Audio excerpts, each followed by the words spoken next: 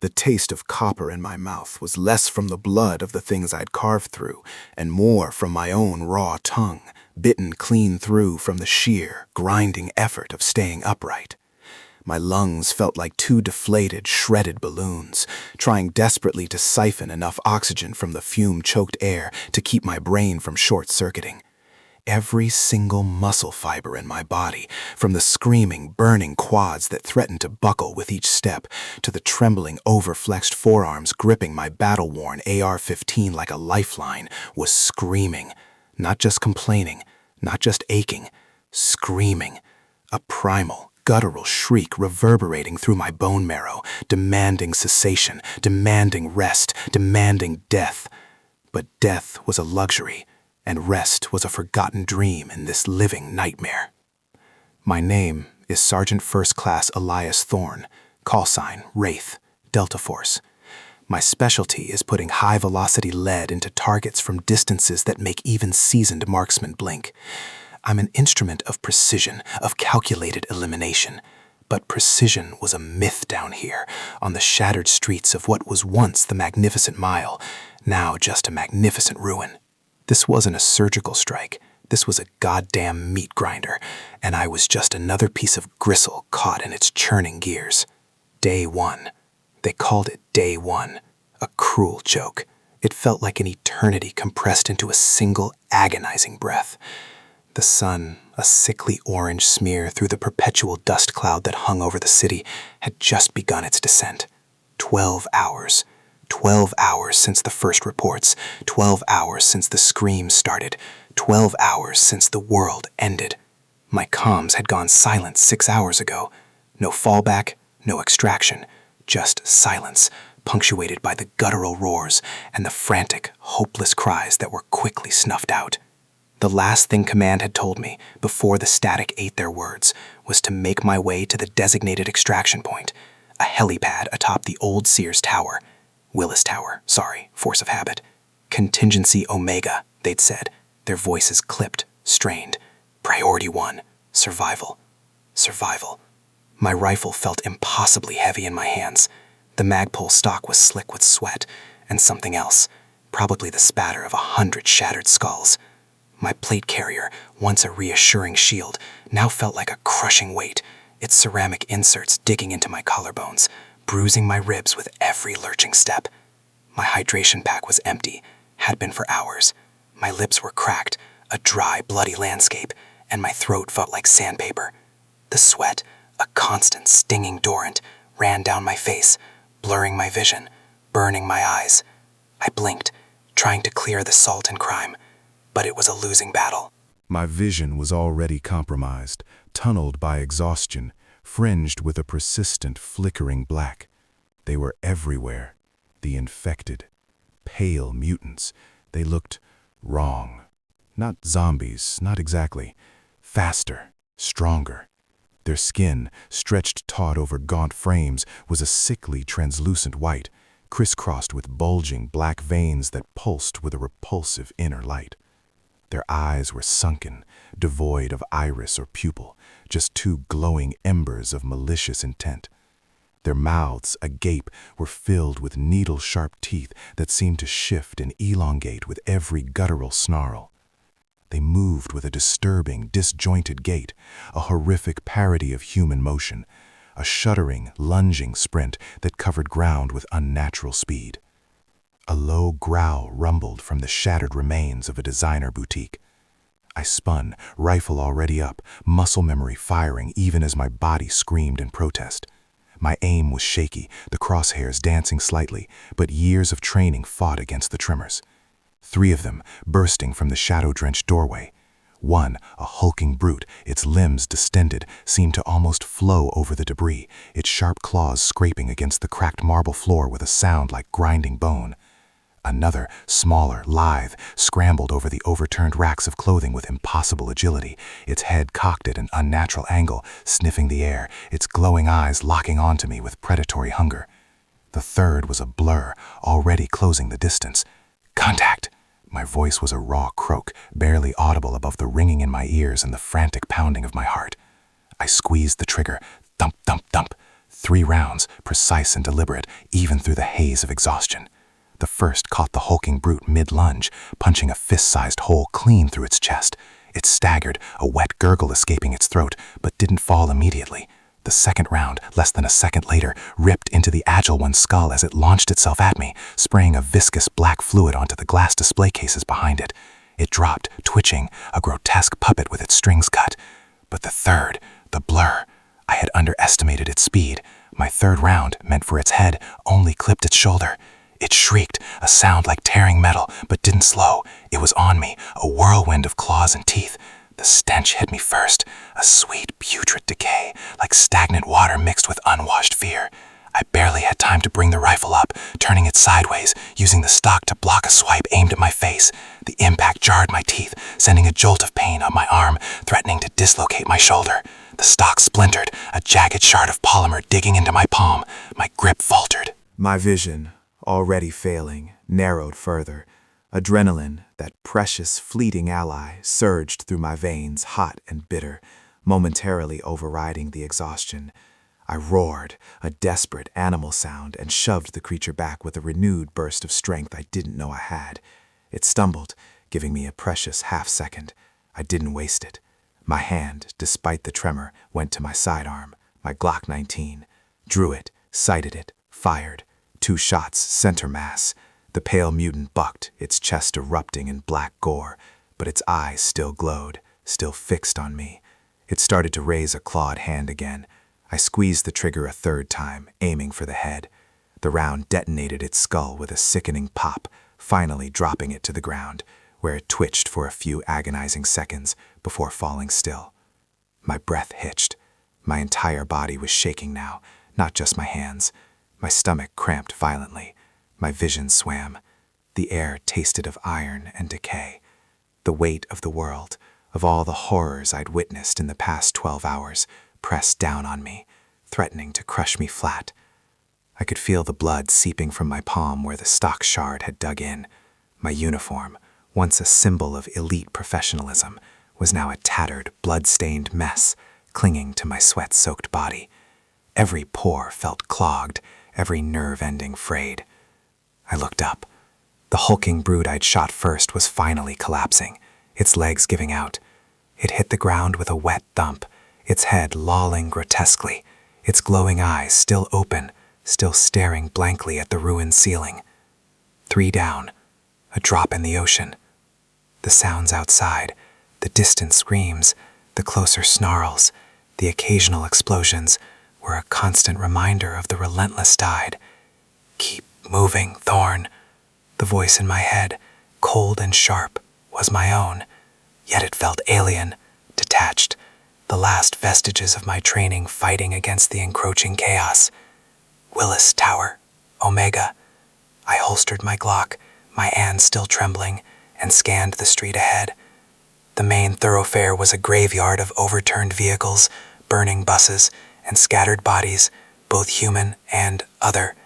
Smoke billowed from several high-rises, their glass exteriors shattered, reflecting the dying sun like shattered stained glass.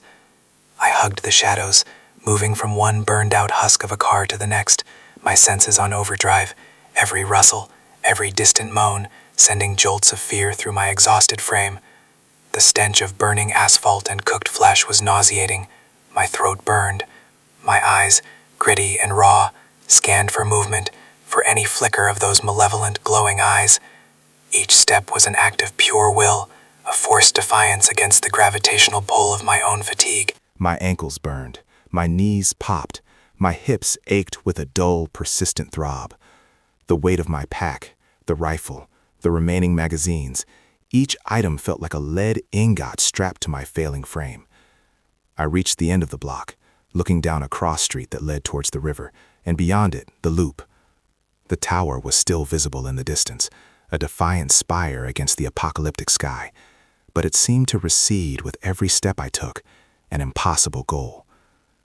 As I edged past a crumbled concrete barrier, a sudden, sharp clang echoed from a nearby alleyway. My head whipped around, my rifle snapping up. Nothing, just shadows. Then, a low, rasping breath.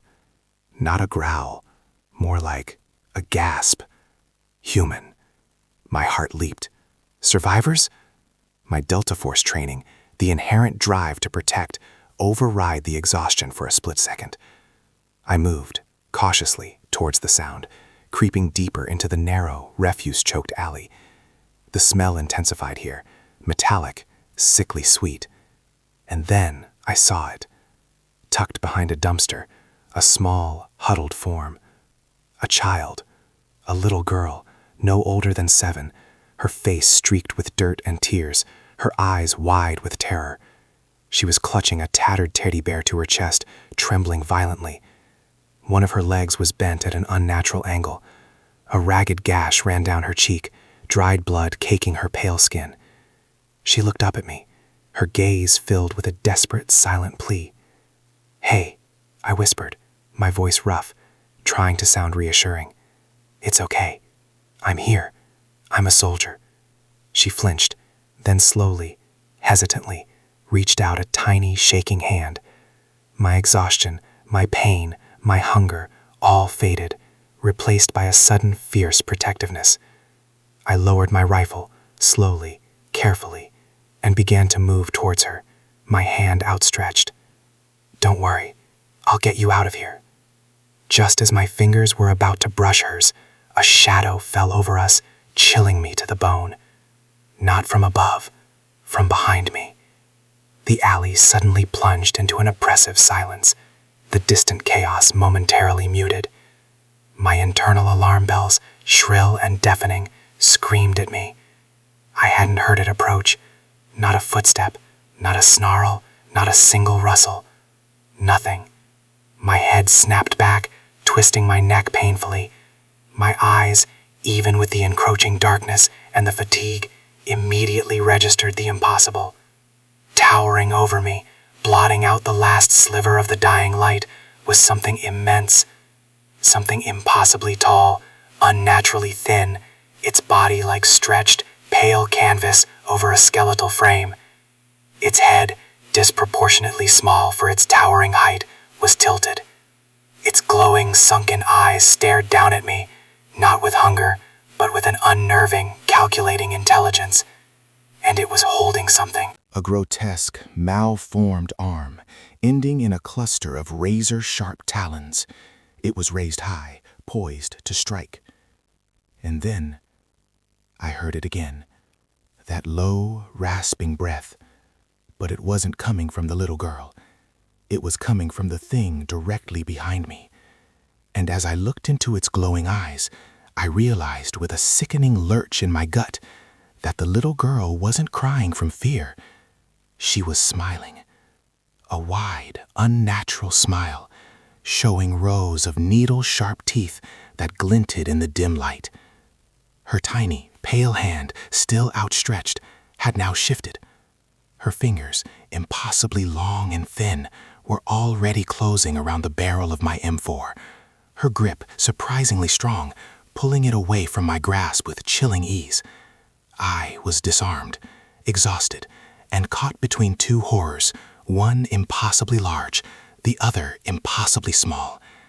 And the giant, towering above me, was already bringing its monstrous claw down, directly for my head.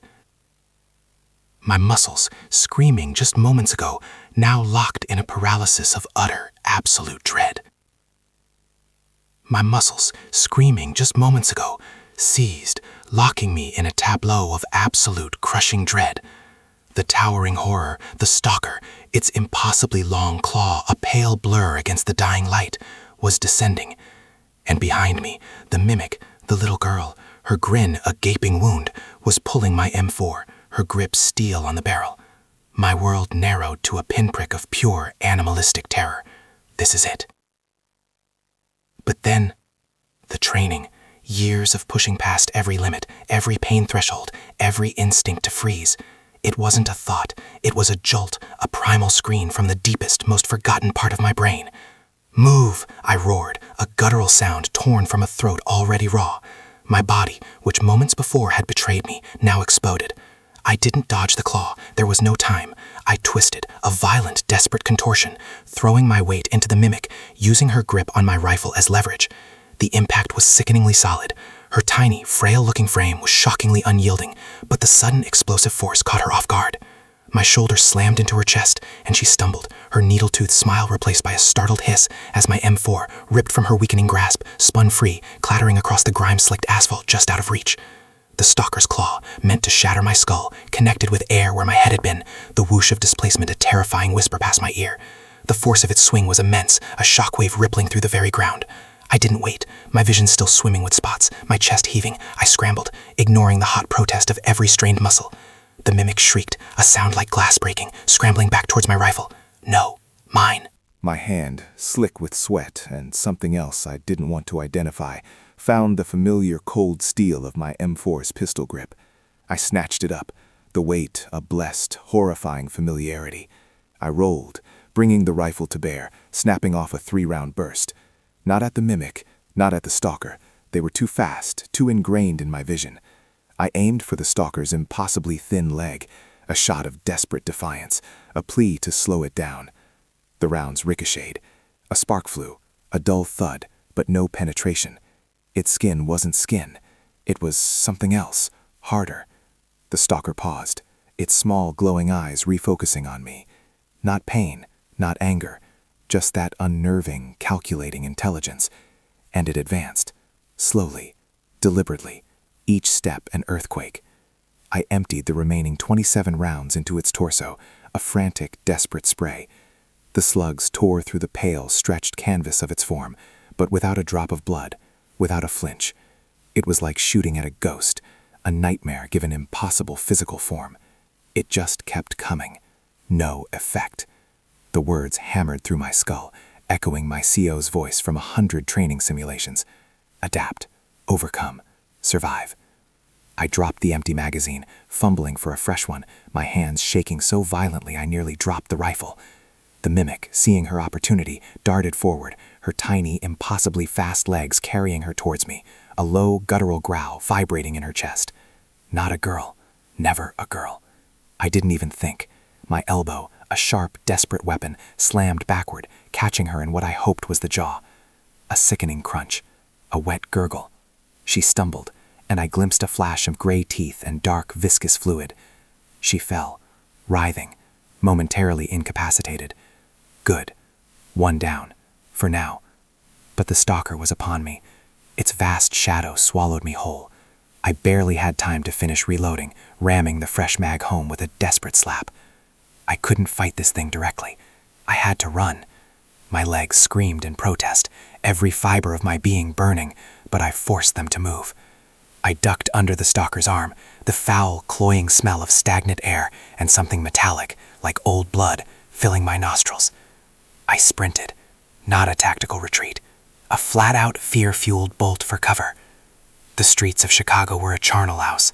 Vehicles, crushed and burning, spewed oily black smoke into the bruised sky. Twisted metal skeletons of streetlights clawed at the heavens, and everywhere, between the flickering shadows and the decaying structures, were them, the pale. They shuffled, they lunged, they shrieked. Their skin, pulled taut over skeletal frames, shimmered with an unnatural pallor. Their eyes, sunken and black, locked onto me with a ravenous hunger. Contact. Multiple targets, I gasped, the words catching in my throat. My comms were dead. Always dead. Just me. Alone. My M4 barked, a lifeline in the encroaching madness. A pale walker, its jaw hanging loose, its arms ending in grotesque, elongated fingers, lunged from the wreckage of a taxi. I stitched a burst across its chest. It staggered, a high-pitched moan tearing from its throat, then collapsed, convulsing. But 3 more emerged, faster, their movements disjointed and terrifyingly erratic. Runners. They moved like broken dolls, limbs jerking, but at impossible speeds. My heart hammered against my ribs, a frantic drumbeat against the roar of the burning city. Sweat, stinging and acrid, streamed into my eyes, blurring my vision. My forearms were bulging, veins thick and corded as I held the M4 steady, pouring rounds into the advancing tide. Each shot was an effort, each breath a struggle. My lungs burned, demanding more oxygen than my battered body could supply. I backpedaled, trying to gain distance, but the street was a labyrinth of obstacles and threats. An overturned bus provided temporary cover. I dove behind it, scraping my knee on shattered glass, the pain a sharp, unwelcome friend. My chest heaved. I closed my eyes for a fraction of a second, just to clear the salt and sweat. This isn't a firefight. This is an extermination. My ammo was dwindling. The thought was a cold knot in my stomach. I had only 3 full magazines left, plus the one in the rifle, maybe 200 rounds, against an endless, ravenous horde. I peeked over the mangled roof of the bus, a sea of pale faces, dozens, hundreds, shuffling, groaning, a symphony of the damned, and in the distance, a sound that made my blood run cold, the low, resonant thud of the stalker's footsteps. It was still coming, relentless. My muscles screamed, but I forced myself to move. There was a gap in the buildings, a narrow alleyway, offering a slim chance of escape. I sprang up, unleashing another burst into the closest cluster of pale, buying myself precious seconds. They recoiled, their shrieks a cacophony of inhuman rage. The alley was worse, dark, cramped. The stench of decay was overpowering, thick enough to taste, and the walls, covered in a slimy, black residue, seemed to press in on me. I slid on something wet, almost losing my footing, my rifle clattering against the brick. My vision, already compromised by sweat and fatigue, pulsed with spots. I felt lightheaded, dehydration, exhaustion. My body was giving out, but the pale were right behind me. Their guttural growls echoed in the narrow space, magnified, distorted, surrounding me. I could hear the scraping of their talons on the asphalt, the wet snuffling of their breaths. They were closing in. I fired blindly over my shoulder, the muzzle flash momentarily illuminating the grotesque, contorted faces pressing into the alley entrance. I was trapped. Up ahead, a fire escape. Rested, unstable, but a path upward. I leaped, grabbing the lowest rung, my fingers slipping on the grimy metal. My already taxed muscles screamed in protest, but I hauled myself up, foot by agonizing foot. Each pull was a Herculean effort. My biceps burned, my back muscles seized, and my breath came in ragged, painful gasps. The veins in my neck and arms bulged, throbbing with effort. I reached the first landing, collapsing onto it, my body shaking uncontrollably.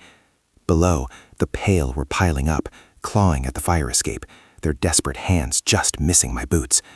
One of them, taller, stronger, managed to get a grip on the lowest rung. Its weight pulled the entire structure with a terrifying groan of stressed metal. The rivets popped, showering sparks. No, not yet. I pulled my pistol, my secondary weapon, a .45 Sig Sauer P220 from its holster. My arm, trembling with fatigue, barely held it steady. I aimed, not for the head, but for the grasping hand. 1 shot. 2. 3. The pale roared, its hand exploding in a shower of pale, putrid flesh. It staggered back, but its brothers and sisters pressed forward, their weight threatening to tear the entire escape from the building. I scrambled higher, my lungs burning, the taste of bile rising in my throat. I reached the 3rd floor landing, the window leading into the building shattered. Salvation. I clawed my way through the jacket shards, ignoring the fresh cuts on my arms, tumbling inside onto a dust-choked floor. The room was dark, a decaying office, a brief, precious moment of silence. I leaned against a desk, my chest heaving, the stench of dust and decay replacing the metallic tang of the outside.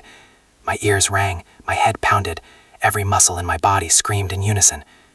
Then, a new sound, not the growls of the pale, not the distant thud of the stalker. Something softer, a faint drip.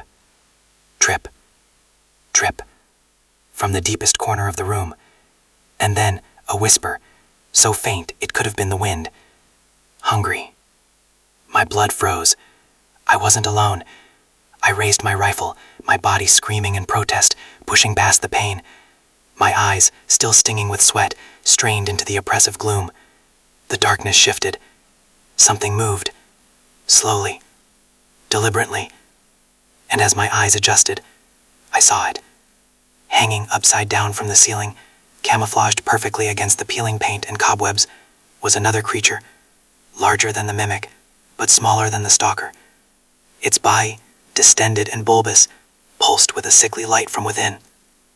And from its grotesque, multi-jointed maw, a thick, glistening strand of viscous fluid dripped to the floor, where it had collected into a small, pulsing pool. Its head, disproportionately large, swiveled, its multiple, unblinking eyes locking onto me. And then it started to unfold. Its limbs, like chitinous spider's legs, extended, slowly, deliberately, silently lowering itself towards me. Its mouth, now fully visible, opened wider, revealing not teeth, but a vast black maw lined with row upon row of barbed chitinous hooks, each one tipped with something that glistened like venom. Its whisper returned, louder now, a guttural rasp that seemed to vibrate in my very bones. "Pray, pray." The word, a guttural rasp, resonated deeper than sound. It vibrated through my bone marrow, a physical assault on my last frayed nerves.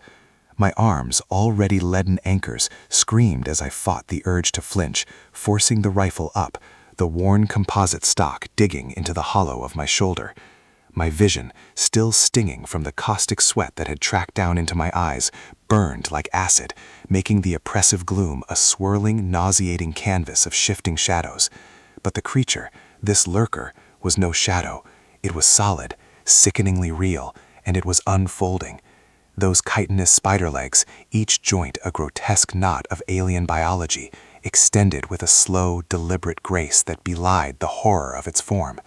The dripping viscous fluid from its maw intensified, pattering with a sickening splat onto the dust-choked floor, each drop a tiny, glistening pearl of venomous menace.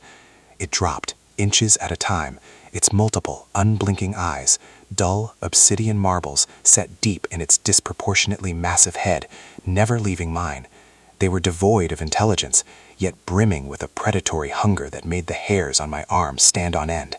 My finger, slick with grime and the sweat that now soaked my tactical gloves, found the trigger. No thought, just raw, screaming instinct. The muzzle flashed, a blinding, thunderous roar in the confined space, momentarily obliterating the darkness. The 5.56mm rounds tore into its bulbous, distended body with savage efficiency. Brap! The sheer kinetic force threw the creature sideways, a choked, wet shriek erupting from its maw as it slammed against the peeling wall. Bits of plaster, dust, and something wet and dark rained down around it. But it didn't stop, didn't fall. The sickly light within its body pulsed erratically, like a failing internal organ, but those obsidian eyes were still locked onto me. It scrabbled, those horrible spider legs digging into the wall, click, clack, scraping, as it righted itself with unnerving speed. A thick, dark fluid, shimmering like oil, seeped from the bullet holes. But the wounds seemed to clot almost instantly, the internal light flickering back to its malevolent rhythm. My heart hammered a frantic, broken rhythm against my ribs, a desperate drumbeat of survival, each beat a painful throb that echoed behind my eyes. Impossible. It lunged, not with the frantic speed of the mimics, but with a deliberate, crushing momentum. Its massive head, a grotesque battering ram, aimed for my chest. I rolled, a desperate, graceless tumble that sent a fresh wave of agony through my already mangled shoulder and protesting lower back. My muscles screamed in unison, every fiber of my being protesting the abuse, but the sheer, visceral terror of those barbed hooks, glistening with venom, propelled me forward. I slammed into something hard, a collapsed section of shelving, the impact jarring my teeth. My rifle, precious and heavy, clattered against the concrete. No! Panic, cold and sharp, cut through the pain. I scrambled, blindly reaching for the weapon, my fingers closing around the cold steel just as the lurker slammed into the shelving I'd just vacated. Wood splintered, metal shrieked, and a torrent of decaying books and forgotten office supplies rained down. The air filled with the dust of ages, choking my lungs, already raw and burning. I coughed, a tearing sound in my throat, each breath a painful rasp. It wheeled on me, surprisingly agile for its bulk, its multi-jointed maw now dripping copious amounts of its viscous fluid, forming a sticky, pulsing pool where it landed. The drip, drip, drip was no longer faint. It was a loud, horrifying cadence, marking its intent. I didn't have time to aim properly. I just snapped the rifle up, squeezed the trigger, and prayed. Brap! A short burst, tearing into its head this time. The effect was immediate. One of its obsidian eyes exploded, spraying black, oily fluid onto the wall behind it. The creature staggered, a pained, gurgling shriek ripping from its maw. For a moment it swayed, its fast, bulbous body pulsating violently, the internal light flashing like a strobe. This was my chance. I scrambled backward, rifle still spitting fire, emptying the rest of the magazine into its retreating, flailing form. It finally collapsed, a wet, sickening thud, its legs twitching spasmodically, scraping against the concrete. The light within it dimmed, then faded. Silence. A terrifying, heavy silence, broken only by my ragged, desperate gasps for air. My chest burned. My lungs felt like they'd been scraped raw with sandpaper. My hands, trembling uncontrollably, fumbled for a new magazine, sweat stinging my eyes as I fought to clear my blurred vision. Click, click, mag seated, safety off. But my body was failing. My legs trembled uncontrollably, threatening to buckle beneath me. Bulging veins throbbed in my neck, mirroring the frantic pulse behind my eyes. Every muscle was a knot of protesting agony. I pushed myself up, using the rifle as a crutch, my vision swimming. Gotta move. Gotta get out. This building was a death trap. I stumbled towards the doorway, my boots crunching on plaster and broken glass, the lingering metallic tang of blood and alien fluids thick in the air. The corridor outside was marginally brighter, a sliver of distant gray light filtering from a collapsed ceiling section far down the hall. Hope, fleeting and dangerous, flickered. Then, the growls. Not one, not two, a chorus, a sickening cacophony that echoed down the grimy, darkened corridor. My blood ran cold. Mimics, dozens by the sound of it, drawn by the gunfire, drawn by the scent, drawn by me. My legs, already screaming with exhaustion, forced themselves into a desperate jog. Each step was a punishing ordeal, my joints grinding, my back screaming, my lungs tearing with every ragged intake of breath. I could hear them now, the frantic scuttling, the wet, guttural growls drawing closer. Their numbers were overwhelming. I risked a glance over my shoulder, and through the gloom, I saw them, a tide of pale, emaciated forms, their limbs twisted, their heads lolling, their hungry, glowing eyes fixed on me. They flowed around corners, a grotesque river of famine and madness. I pushed harder, a primal scream caught in my throat, my vision blurred. Sweat, stinging my eyes, poured down my face, mixing with grime and who knew what else. My tongue felt like sandpaper, my mouth dry and metallic. My uniform, once a symbol of precision and control, was now a tattered, blood-stained mess, clinging to my sweat-soaked skin. Every single muscle fiber in my body screamed, a choir of agony. I spotted a stairwell, a gaping maw of darkness offering a slim chance. Down. Always down. Get to ground level. Maybe find a vehicle. Maybe find anything but this. I threw myself into the stairwell, my boots skidding on loose debris, almost losing my footing. The growls intensified, echoing eerily in the stairwell, amplifying the terror. They were right behind me. I clattered down the first flight, 2 steps at a time, my knees protesting violently, threatening to buckle. The railing was gone on the second flight, a jagged, twisted rebar skeleton, all that remained. I had to jump, leap over the gaping hole where steps once were, landing hard on the crumbling landing below. The impact shot agony through my spine, a white-hot spear of pain that almost brought me to my knees. No, not yet. I heard the frantic scrabbling above, the awful thump, thump, thump, as some of the mimics, perhaps more agile, perhaps just lucky, made the jump. Others fell, their sickening splats and broken cries echoing in the stairwell, a testament to their heedless hunger. I kept going, down, down, down, the relentless pressure of their pursuit crushing any thought of rest. My rifle felt like a ton of lead, my hands numb around its grip, yet I couldn't let it go. It was my only lifeline. Then, a flicker, a faint, almost imperceptible glow from below. Not natural light, not pale eyes, something else. A pale, pulsing hum, growing stronger with each agonizing step I descended. And with it, a new sound, low and rhythmic. A thrum, thrum, thrum, that vibrated through the very concrete beneath my feet, rising to meet me from the depths. It was too regular, too powerful to be a mimic, too deep to be the lurker. I burst onto the ground floor, my lungs heaving, my muscles screaming their final protest. It wasn't a street. It was a cavernous subterranean loading dock, dimly lit by a dozen enormous pulsating organic growths rooted to the ceiling and walls. Their sickly green-blue light cast grotesque shifting shadows, and in the center of it all, connected to the pulsing growths by thick arterial tendrils, was a single colossal creature.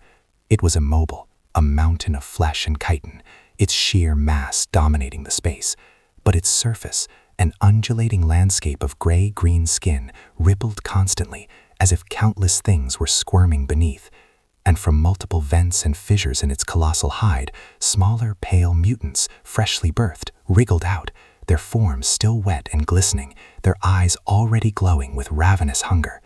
They were the source of the thrum, thrum, thrum, a collective guttural chant that reverberated through the very foundations of Chicago. And standing guard, directly between me and the only visible exit, its enormous, multi-limbed frame almost touching the ceiling, its 4 powerful arms ending in wickedly sharp bone blades, was a stalker. Its head, a grotesque parody of a human skull, slowly swiveled, its glowing eyes locking onto mine. It let out a single deafening roar, a sound that ripped through my shattered eardrums and vibrated through my very soul, announcing my presence to the thousands of nascent pale mutants crawling from the birthing monstrosity behind it. My rifle, even after all this, felt suddenly horribly light. My last magazine felt impossibly thin. I was trapped, surrounded, and facing down an entire nest. And its guardian. Part 4. The Maw of Chicago. The roar hit me like a physical blow, a concussive wave of sound that vibrated through the very bedrock beneath my tactical boots. It wasn't just my eardrums that ruptured. It felt like every synapse in my brain was overloading.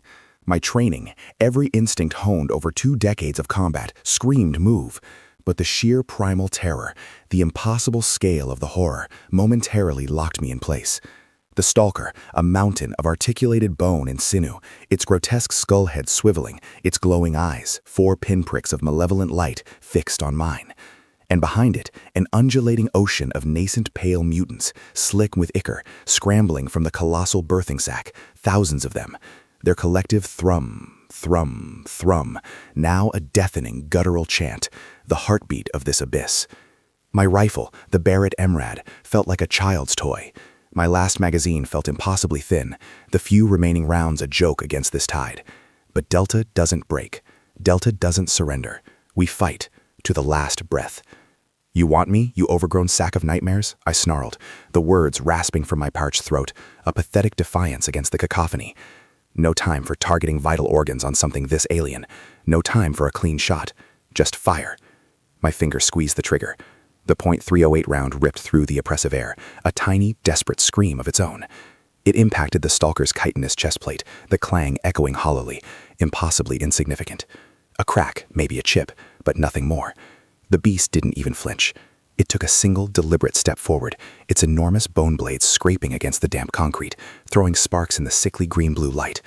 Each step was an earthquake. No, not like this. I emptied the rest of that magazine in a brutal, rapid burst, the rifle bucking against my shoulder, the muzzle flash momentarily blinding me to the encroaching darkness. Bang, bang, bang, bang, bang. Rounds hammered into the stalker's armored limbs, its exposed joints, its grotesque skull. Most deflected, ricocheting with angry sparks.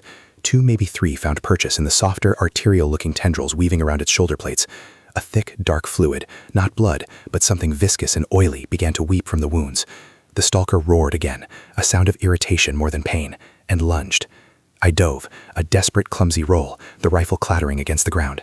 The stalker's bone blade swept precisely where I'd been standing a millisecond before, gouging a foot-deep trench in the concrete. The wind of its passage was hot, smelling of sulfur and something unspeakably foul, like decaying meat left in the sun for weeks. I scrambled for my rifle, my heart hammering against my ribs, a trapped bird desperate to escape its cage. My muscles screamed in protest, every fiber burning with lactic acid, still not recovered from the marathon of the past hours. My tactical vest, soaked with sweat, clung to me like a shroud. They're here. The nascent pale mutants, smaller but no less ferocious than their fully grown brethren, were upon me, swarming, a tide of pale flesh and gnashing teeth. Their forms, still glistening from the birth sac, were disturbingly human-like in their basic shape, but grotesquely distorted. Elongated limbs, mouths full of needle-sharp teeth, eyes glowing with that same familiar hungry light. They squelched across the damp floor, their combined thrumming now a cacophony that burrowed into my skull. I ripped my sidearm, the P226, from its holster. 3 rounds, close quarters, into the first one that launched itself at my face. Crack, crack, crack. Its head exploded in a spray of bone fragments and green-blue ichor. It slammed into the floor, twitching. But 2 more were already airborne. I ducked, the first one tearing a chunk from my helmet, the second scrabbling across my shoulder, its claws raking against the Kevlar, a shriek of frustration tearing from its throat as it failed to find flesh. My breath hitched, my lungs burned, searing hot. My vision swam with sweat, stinging my eyes, blurring the edges of the monstrous chaos. I wiped furiously with the back of my hand, leaving a smear of grime and sweat and whatever foulness had splattered from the exploded mutant. This is it. This is how it ends. The stalker roared again, taking another step, its immense weight shaking the ground. It was advancing, cutting off my only path to the exit. I was trapped between the unstoppable behemoth and a rapidly multiplying horde. My brain, usually a meticulous tactical computer, was reduced to a primal command: survive. I kicked out, sending a writhing mutant into a wall, its tiny, elongated body crumbling with a sickening crack. I spun, firing my P226 into the incoming wave. Each round was precious, each shot was a gamble. Headshots, always headshots, even on these distorted horrors. The .4 S&W rounds tore through soft tissue, dropping them, but for every one that fell, 2 more seemed to rise. Their numbers were impossible. The sheer, relentless pressure was suffocating. My arms, already screaming from the weight of the rifle and the constant tension, were beginning to give out. My fingers felt like clumsy sausages, fumbling with the pistol grip. The veins in my neck and forearms bulged, throbbing with the effort. My heart was a drum machine, threatening to burst through my chest. My tactical flashlight, still attached to my vest, bounced wildly, creating a dizzying strobe effect across the writhing mass of mutants. I stumbled back, tripping over a discarded piece of twisted rebar, landing hard on my back. My air left me in a choked gasp. The stalker was closer now, its shadow falling over me like a pall. The sickly sweet smell of the birthing sack, mixed with the metallic tang of fresh blood and the ammonia stench of the mutants, choked me. Get up, you bastard! I pushed myself up, my muscles screaming in agony, every joint grinding. 3 mutants launched at me simultaneously, a wave of pale, hungry flesh. I didn't think. I reacted. Left fist smashed into one, a satisfying crunch as its jaw shattered. Right fist, a desperation punch, cracked another's ribcage. The third one, however, latched onto my arm, its needle teat tearing through the reinforced fabric of my sleeve, sinking into my flesh. A gasp of pain. White-hot agony flared. I roared, a raw animal sound, and slammed my arm, the mutant still clinging, against the concrete. Once, twice. Its grip loosened. I ripped it free, sending it flying, its body a broken mess. I looked at my arm. Blood. Dark, viscous blood, already welling up, staining the fabric a darker shade. It wasn't deep, but it burned like fire. A reminder. A tangible wound. My vision narrowed. The stalker was directly in front of me now, its massive head tilted, as if assessing.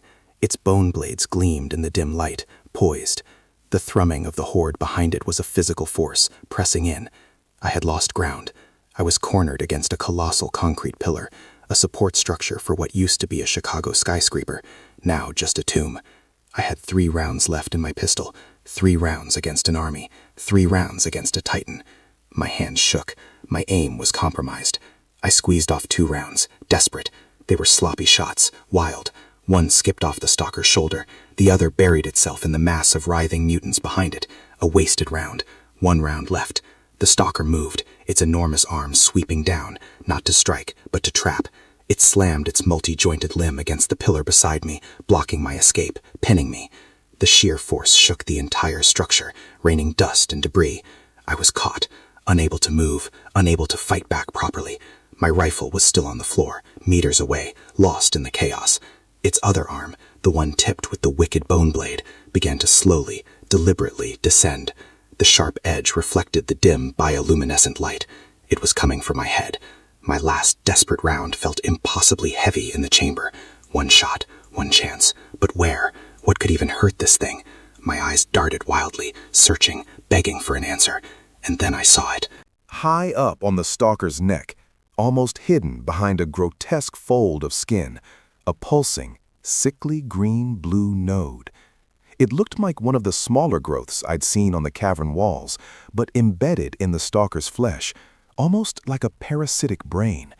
It pulsed rhythmically, mirroring the thrumming of the birthing monstrosity. A weakness?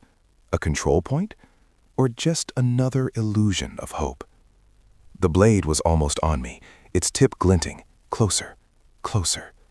My arm, still bleeding, began to raise the pistol, the sights swimming in my sweat-stung eyes, my finger finding the trigger. My muscles were screaming, on fire, every fiber of my being screaming in protest, but I had to hold steady. One shot, to that impossible target, with the world ending around me. And then, from the darkest corner of the cavern, beyond the stalker, beyond the birthing monstrosity, a new sound began to rumble. A low, guttural growl that wasn't the thrumming of the nascent mutants, nor the roar of the stalker.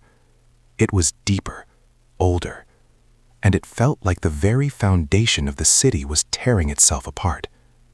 The ceiling above us began to creak, and chunks of concrete, larger than my head, began to plummet. My eyes snapped to the sound, away from the descending blade, away from my desperate aim. And in the shifting shadows, a new shape began to emerge. A colossal, truly titanic form, impossibly huge, even compared to the stalker. It had been hidden in the deepest darkness, an apex predator waiting for its cue. Its silhouette was jagged, mountainous, its multiple eyes, dozens of them, like scattered embers, slowly opening in the oppressive gloom, fixing on the chaos below. And on me. I was out of time, out of options, and staring into the face of something even hell hadn't invented. The blade. Closer. Too close. Time distorted, a thick, dragging syrup. My arm, screaming, a molten agony where the skin peeled back, still fought to raise the pistol. Sights swimming, not just from sweat now, but from the raw, vibrating pressure in the air. My finger was on the trigger, a feather-light touch, but the target, that impossible target, shifted, blurred, lost in the stalker's thrashing rage and the new, ancient rumbling. Then the concrete hit. Not near me, but above the stalker, a car-sized slab torn from the ceiling by the burgeoning horror from the shadows. It slammed down with a deafening crack, not directly on the stalker, but against its shoulder, forcing its descending arm and that glinting blade wide, just wide enough. A microsecond, a gap, my chance. My body moved, not by will, but by instinct, by the ingrained ghost of training. A low, desperate roll, wet concrete grinding against my already flayed arm, a fresh scream tearing from my throat, drowned out by the stalker's own enraged bellow.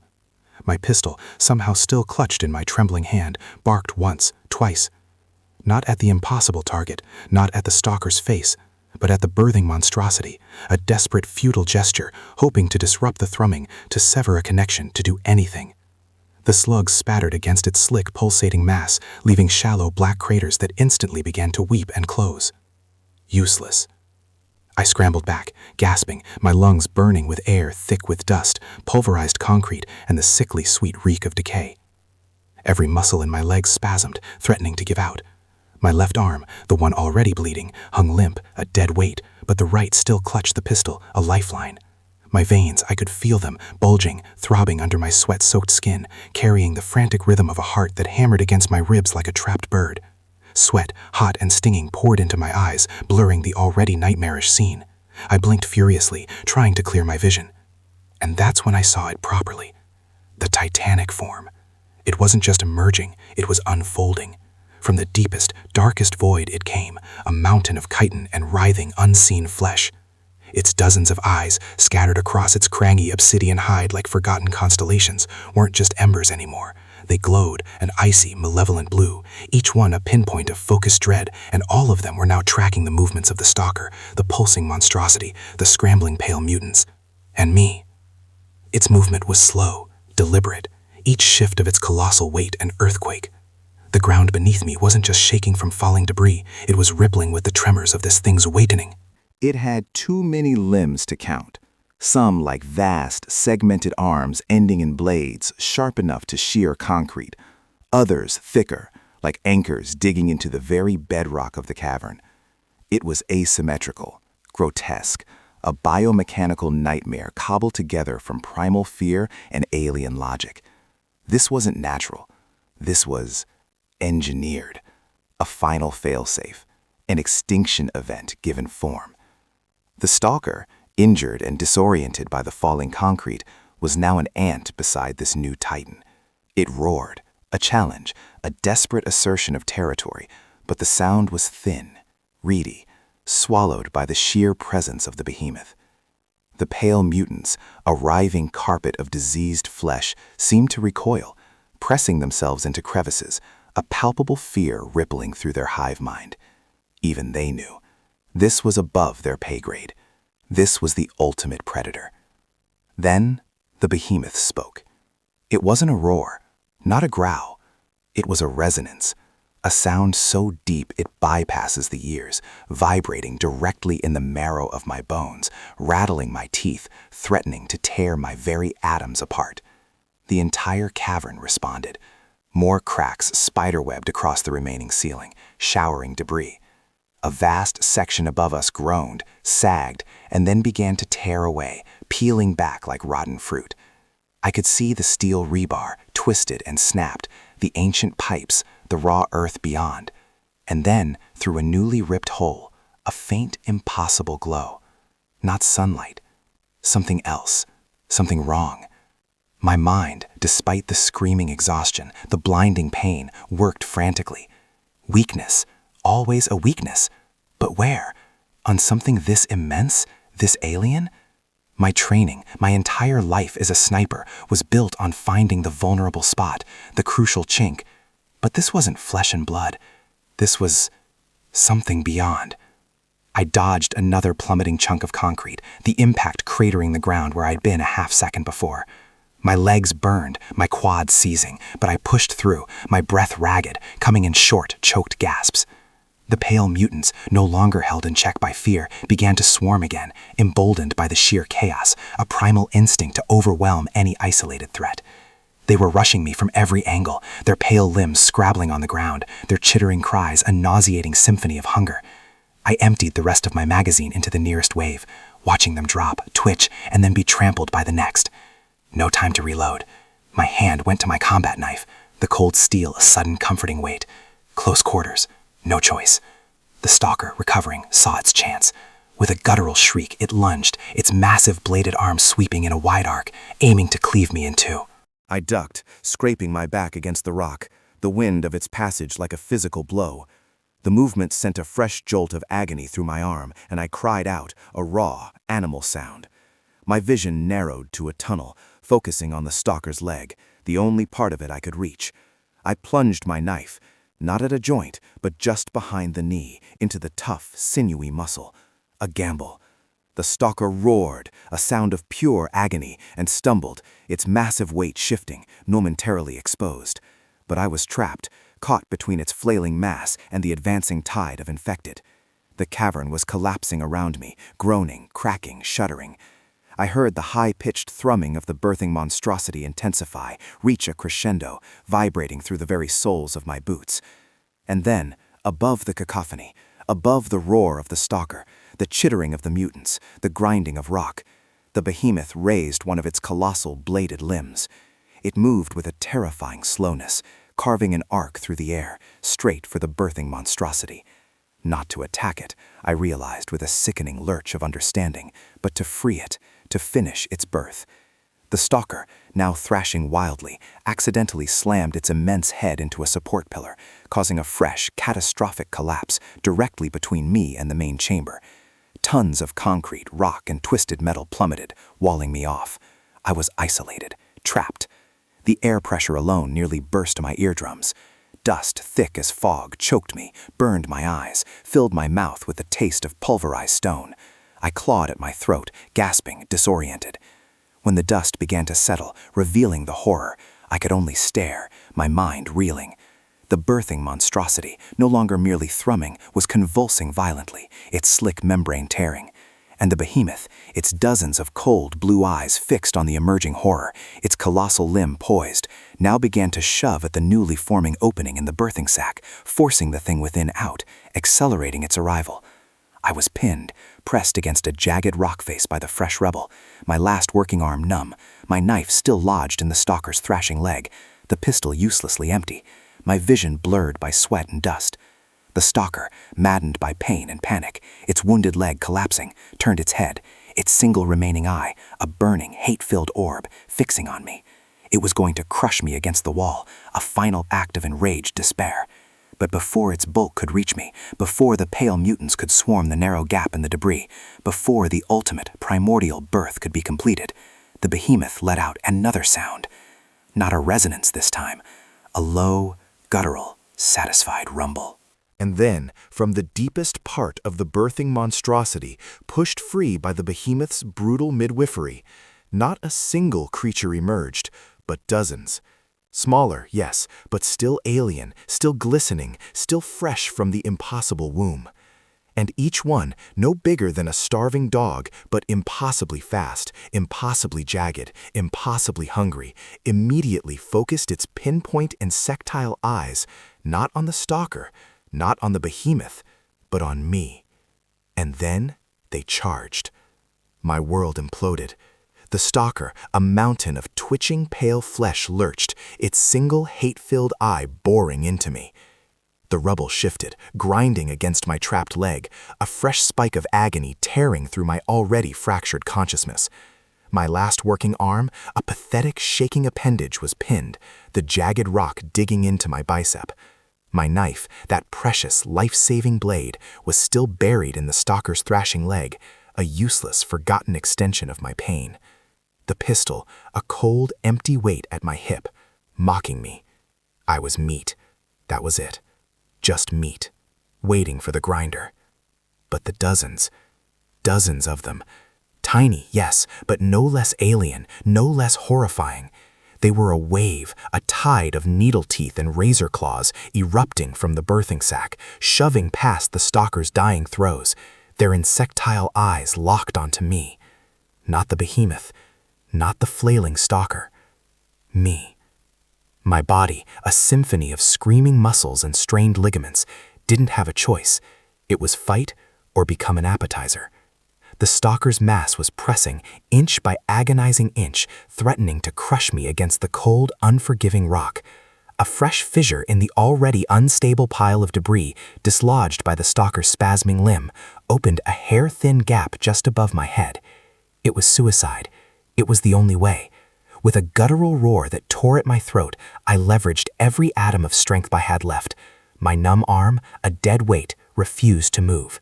So I used my good one, digging my fingers, nails tearing, into the small, jagged crevice, pushing off with my one free leg, a desperate, impossible lunge. Pain, a white-hot spear, ripped through my hip where the rubble had pinned me just moments before. My vision swam, speckled with black. Muscle screaming wasn't a metaphor. It was a literal, deafening chorus of tearing fibers and grinding bone. I twisted, a grotesque contortionist act, my shoulders scraping raw against the rock, barely slipping free as the stalker's massive sides slammed into the wall where I'd been, a sickening thud that vibrated through the very earth. I hit the ground, sprawling, gasping for breath, the taste of blood and iron thick on my tongue. My lungs burned, each breath a ragged tear. My head, ringing like a gong, slammed against a smaller piece of rubble, sending stars exploding behind my eyes. But there was no time. The swarm was on me. They came like a living carpet, a blur of pale, chitinous bodies, chittering, screeching, a sound like 1,000 angry cicadas amplified through a broken speaker. They were faster than I could have imagined, their tiny, razor-sharp claws digging into the rock, propelling them forward with impossible speed. The lead creature, a grotesque miniature of its larger brethren, launched itself, a pale blur aimed squarely at my face. Instinct, honed by years of combat, took over. My good arm, shaking with fatigue, shot out. My palm connected with its hard, bony skull, a dull crack echoing in the confined space. The creature spun, a mangled mess, before slamming into the ground, its limbs twitching in a grotesque death dance. But two more were already airborne, one aimed at my exposed throat, the other at my eyes. I rolled, the rough rubble tearing at my tactical pants, sending fresh splinters of agony through my knees. My hand, seeking purchase, closed around a jagged piece of rebar, rusty and sharp.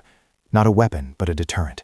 I swung it, a clumsy, desperate arc, catching the creature aimed at my throat mid-leap. It shrieked, a high-pitched, piercing sound that made my teeth ache, its body tearing, splattering a sickening, luminescent green fluid onto the dusty ground. The other, the one aiming for my eyes, was too fast. It landed on my chest, its impossibly strong claws digging through the reinforced fabric of my vest, its fangs, tiny white needles, snapping inches from my chin. My breath hitched. I slammed my back against the rock, trying to dislodge it, but it held fast, a tenacious, snarling demon. Muscles screaming, yes, but also heart hammering, a frantic drum solo against my ribs. I brought my elbow up, a desperate, powerful thrust, catching the creature squarely on its underside. It cried out, a sound of pure agony, and was flung from my chest, bouncing off the ceiling of the cavern before landing in a broken heap. But there were more. Always more. They swarmed, a living tide of nightmare. I scrambled to my feet, the rebar clutched like a holy relic, a desperate prayer in my hand. My vision was swimming, not just from the blow to my head, but from the relentless pour of sweat. It streamed into my eyes, a stinging, caustic burn that blurred the charging pale forms into indistinct, horrifying blurs. I blinked, rubbed furiously with the back of my numb hand, a useless gesture, merely smearing the grime, but it made no difference. The world was a chaotic, burning mess of movement and shadow. My good arm, now a conduit for every nerve-ending screaming in protest, felt like it was powered by gristle and frayed sinew. My veins, visibly bulging against the skin of my wrist and forearm, throbbed with the effort. Each swing of the rebar was a monumental exertion, a furious defiance against overwhelming odds. I wasn't fighting tactically, I was fighting to survive the next second. One of them lunged from a low crouch, a pale missile. I brought the rebar down, a wild, uncontrolled strike, but it connected. The creature's head exploded in a spray of bone fragments and bioluminescent gore. Another tried to climb my leg. I kicked it, a brutal, bone-jarring impact, my boot connecting with its slick membrane. It shrieked, skittering away, its leg bent at an unnatural angle. The stench was overwhelming now, a mix of ozone, metallic blood, and a sweet, sickly sour smell that clung to the air, making my stomach churn. The behemoth, a silent, colossal observer, seemed to revel in my struggle, its cold blue eyes reflecting the frantic dance of life and death. The stalker, further back, was still twitching, a dying mountain, but a potential renewed threat if I didn't deal with the swarm. I was backing up, pressed against the rough wall of rock, the rebar held like a sword, an inadequate shield against the dozens of creatures that now encircled me. They were learning, adapting. They weren't charging head-on as much. They were flanking, feinting, their tiny, intelligent eyes tracking my movements, looking for an opening, a weakness. They knew I was hurt. They could smell the blood, not just theirs, but mine. My breath was coming in shallow, ragged gasps. My chest heaved, a raw, burning cavity. Every muscle fiber in my body screamed in protest, a cacophony of agony. My vision flickered at the edges, the world threatening to go dark. I felt lightheaded, dizzy, the exhaustion of physical weight pressing down on me, threatening to buckle my knees. A flicker of movement from my peripheral vision, not one of the small ones, something bigger, something from the other side of the chamber. The behemoth had started to move again, its colossal limbs shifting, each movement displacing more of the toxic mist. And then, from the depths of that shifting fog, a new silhouette emerged. Taller than a man, impossibly thin, its limbs ending in grotesquely elongated claws. Its head, a smooth, featureless dome, tilted, and in the center of that dome, a single, impossibly wide eye opened. It wasn't pale like the others. It was an iridescent, swirling vortex of purples and greens, reflecting the chaotic scene. And then, slowly, deliberately, fixing its gaze, not on the behemoth, not on the swarm, but on me. And as its gaze landed, the small creatures, sensing a new, dominant predator, momentarily froze, their chittering dying to an uneasy silence, leaving only the sound of my own ragged, desperate breathing in the suffocating air, echoing against the impossible silence of the newly arrived horror. My breath was coming in shallow, ragged gasps. My chest heaved, a raw, burning cavity. Every muscle fiber in my body screamed in protest, a cacophony of agony. My vision flickered at the edges, the world threatening to go dark. I felt lightheaded, dizzy, the exhaustion of physical weight pressing down on me, threatening to buckle my knees. A flicker of movement from my peripheral vision. Not one of the small ones, something bigger, something from the other side of the chamber. The behemoth had started to move again, its colossal limbs shifting, each movement displacing more of the toxic mist. And then, from the depths of that shifting fog, a new silhouette emerged. Taller than a man, impossibly thin, its limbs ending in grotesquely elongated claws. Its head, a smooth, featureless dome tilted, and in the center of that dome, a single, impossibly wide eye opened. It wasn't pale like the others.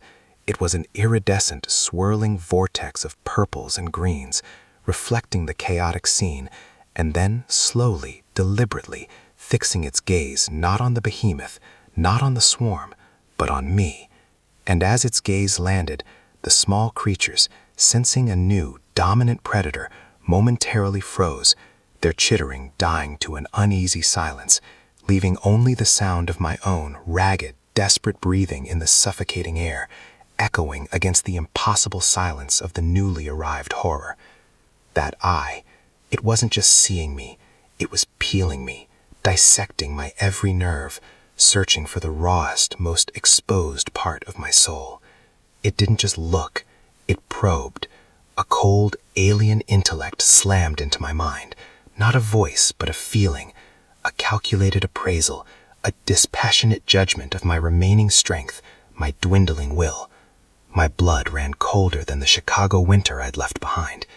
This wasn't just another feral mutant. This was something else, something far, far worse. An intelligence, ancient and predatory, had just found me. Then, without a sound, the single eye widened infinitesimally, and a wave of pure, concentrated malice radiated from it, a silent command that snapped the lesser infected out of their momentary stupor. The chittering returned, but with a new, horrifying urgency, a desperate, almost suicidal frenzy. They surged, a tide of twitching limbs and gnashing teeth, no longer individual attackers, but a single, undulating mass aimed squarely at me. They weren't just attacking, they were being driven. My body screamed. My muscles, already on the verge of locking up, shrieked as I forced them to move. My vision, blurred by sweat and exhaustion, swam, but the instinct ingrained from years of combat took over. M4 up, stock slammed into my shoulder, the familiar weight a small comfort in the burgeoning madness. Brrr, short, controlled bursts, 3 rounds, aiming for center mass, then quickly transitioning. Every shot was a conscious effort, the recoil jarring my protesting joints, sending vibrations through my bones. I watched the pale bodies jerk, spray black ichor, and crumple, but for every one that fell, 2 more seemed to scrabble over its corpse, claws tearing at the air, mouths agape. A particularly lean, elongated mutant, its limbs like stilts, vaulted over a fallen support beam, its grotesque clawed hand sweeping in a wide arc towards my face. I ducked, the air rushing past my ear, the stench of decay sickeningly close. I swung the M4's buttstock, a desperate, wild arc, and felt the satisfying crack as it connected with something brittle. The creature shrieked, a high-pitched, guttural sound that pierced the din, and stumbled back, its featureless face caved in. But the force of the swing pulled me off balance. My left foot slipped on a slick patch of black goo, blood, bile, or something worse, and I went down hard, my rifle clattering away a few feet, sliding into a shallow pool of the noxious fluid. No!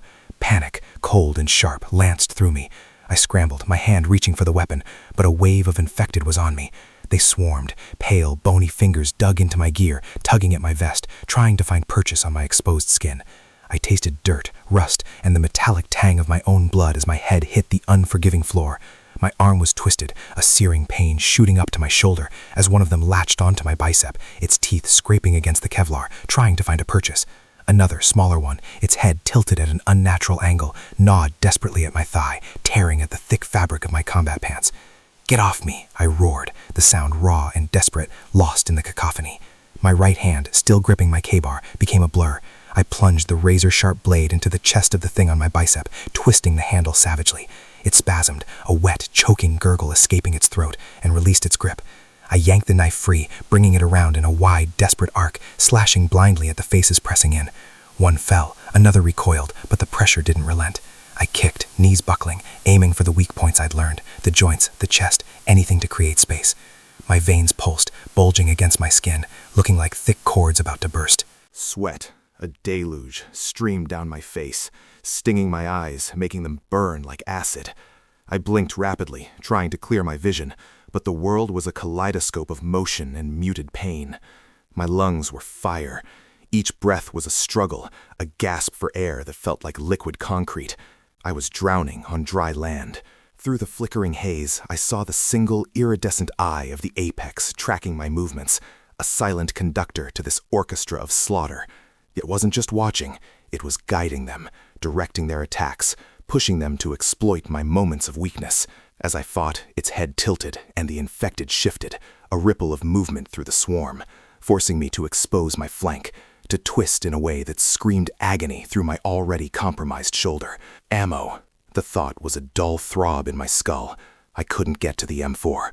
I was losing ground, being pushed further back, away from my rifle, deeper into the suffocating fog. The ground beneath me was now a slurry of black ichor and fragmented bone. I could feel the sharp edges of debris digging into my palms as I desperately tried to push myself up. My knee was protesting, a sharp stabbing pain reminding me of the damage already done. I managed to roll, shaking off a particularly tenacious mutant that had almost succeeded in tearing through my boot. My hand closed around something metallic, my Glock 19. Thank God. The familiar weight was instantly reassuring, a lifeline in the swirling madness. I brought it up, barely a foot from a skeletal face snarling inches from mine, and squeezed the trigger. Blam! The roar of the pistol was deafening, echoing in the enclosed space. The mutant's head exploded in a gruesome mist of black and gray. Another shot, then another. They were so close, so numerous, I almost didn't need to aim. Each round tore through flesh, through bone, a desperate chant of survival. But the clip was small, only 15 rounds. I felt the sharp click of the slide locking back on an empty chamber far too quickly. Empty. Again. My jaw clenched. No time for a reload. I slammed the empty Glock back into its holster and pulled my K-bar free from a carcass, the blade slick with gore. I had to get to my M4. It was my only chance. But the apex had anticipated this. As if reading my intent, its single eye pulsed with a sickly green light, and the infected parted, creating a path. Not for me, but around me. A new sound permeated the chamber, a deep, resonant thump, thump, thump, growing steadily louder. The behemoth. Its colossal shadow loomed, growing larger, closer. The ground trembled violently now, making it almost impossible to maintain footing. And then, it wasn't just a shadow. The mist parted, and the behemoth's enormous, gnarled fist, barnacled with hardened growths and twisted bone, began to descend. It wasn't targeting the apex, or the smaller infected. It was coming straight for me. The apex, its single eye still fixed on me with chilling intensity, seemed to smile, a subtle, malevolent shift in its featureless dome. It had lured me into a trap, orchestrated my demise. My M4 was out of reach, my pistol was empty, my body was failing. The overwhelming dread of the behemoth's crushing weight was upon me, and the apex's chilling gaze sealed my fate. I looked up, raw, pure terror surging through my chest, at the rapidly descending fist, big enough to crush a Humvee, blocking out the light, the air, my very existence, knowing with icy certainty that I had run out of time, run out of strength, run out of options, as the ground buckled under the sheer force of its approach, throwing me onto my back, directly into the path of the falling monstrosity. The world compressed into a blinding flash of white-hot agony. The behemoth's fist didn't crush me outright, not fully. Instead, it struck the ground precisely where my head had been mere milliseconds before, the concussive force slamming into my prone form like a freight train. The very air exploded around me, a thunderclap that ripped through my eardrums, vibrating through my teeth, rattling my skull until my vision swam. My body, already teetering on the brink, was flung violently, a rag doll tossed by a hurricane. I felt a sickening crack echo through my ribs as I cartwheeled across the pulverized concrete, shards of rebar and pulverized rock tearing into my fatigues, scoring my skin with fiery tracks. I landed hard, sprawling against the slick, blood-greased floor, gasping, choked, every ounce of air knocked from my lungs. My chest burned, a searing inferno beneath my sternum, and a sharp, blinding pain lanced through my left shoulder. Dislocated? Fractured? I didn't have the luxury of knowing. My vision, still swimming in a kaleidoscopic blur, slowly resolved, painting a gruesome tableau. The ground where I'd been lay cratered, a fresh, gaping maw in the earth, concrete pulverized to dust, rebar twisted into grotesque sculptures. Had I not instinctively, suicidally tried to roll in that final split second, I would have been a smear. Just a smear. Survive. Move. Now. The primal scream of self-preservation clawed its way through the fog of pain. My muscles screamed in protest, each fiber protesting the cruel demands I placed upon them. My left arm hung useless, a dead weight, but the right still clutched my empty pistol. Useless. My M4, my salvation, lay somewhere, half buried in the debris, just beyond the edge of the newly formed crater, a tantalizing, agonizingly distant promise. The mist, churned by the sheer force of the behemoth's descent, swirled violently, revealing the apex, its single eye still fixed on me, unblinking, unpitying. It was a predator, watching its prey thrash in the snare. And its dome, featureless save for that malignant optic, shifted. Not a smile in the human sense, but a subtle, sickening tremor, a confirmation of its victory. It had played me, maneuvered me, delivered me right into the colossal fist of its monstrous subordinate. And now, the smaller infected, those pale, shambling horrors, had not dispersed. They had tightened their circle, drawn by the scent of fresh trauma, the knowledge of a weakened foe. My head throbbed, a relentless drumbeat against my temples. I pushed myself up, groaning. A raw, animal sound ripped from my throat. My good arm scrambled for purchase on the slick, uneven ground, blood and pulverized matter sticking to my palms. My veins bulged in my neck and forearms, corded with the strain, a roadmap of my desperate struggle. Each breath was a razor-sharp blade in my chest, a reminder of the crushing blow. Sweat stung my eyes, mixing with the grime, blurring my already compromised vision. One of the pale mutants lunged first, a gaunt, elongated thing with too many teeth and claws like rusty scalpels. It shrieked, a sound like tearing canvas, its milky eyes fixed on my throat. I didn't think. There was no time for thought, only reaction. My empty pistol became a blunt instrument. I brought it down in a wild, desperate arc, the heavy slide cracking against the side of its skull. The thwack was sickeningly wet, and the creature stumbled, its head lolling at an unnatural angle. But it wasn't dead. Nothing was dead easy anymore. Another surged, its breath foul, a mix of decay and something metallic, hot on my face. My left arm, despite the blinding pain, instinctively moved, a useless shield. Its claws raked across my forearm, not connecting properly, but tearing through the fabric, leaving angry red welts. I roared, a guttural sound of pure frustration and agony, and jammed the butt of the pistol into its exposed throat, feeling cartilage give way. It gurgled, a horrible wet sound, and collapsed in a spasming heap. But there were more. Always more. They were a tide, an ocean of grasping limbs and gnashing teeth. My every movement was a conscious act of defiance against a body screaming for surrender. My legs felt like lead, each step an unmonumental effort. The pain from my ribs was a constant companion, a burning vice tightening with every jarring impact. My left shoulder screamed with every twitch, every involuntary flinch. I moved with a limp, a lurch, a staggering dance of death. I saw my M4. It lay there, glinting dully amidst the dust, an impossible distance away, guarded by a dense knot of infected. My eyes darted to the behemoth, a mountainous silhouette against the swirling mist. It was slowly, ponderously, lifting its immense fist, the ground still vibrating with its destructive power. It wasn't done with me. It was just reloading.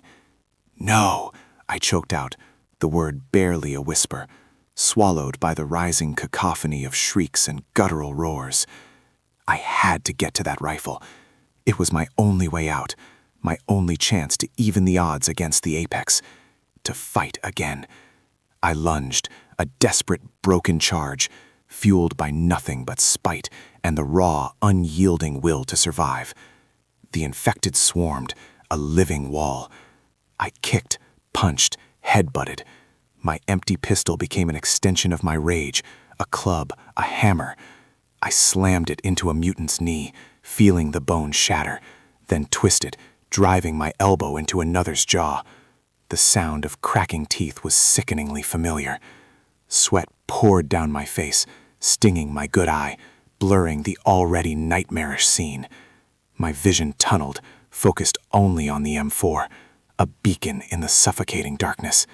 They clawed at me, their fingers like barbed wire, their nails tearing at my skin. I felt a sharp burning pain in my side as one of them scored a direct hit, ripping open my fatigues, exposing flesh. I didn't even look. Couldn't. A blast of noxious breath in my face, and I responded with a desperate guttural bellow, smashing the mutant's face with the flat of the pistol, feeling the wet crunch of bone and cartilage give way.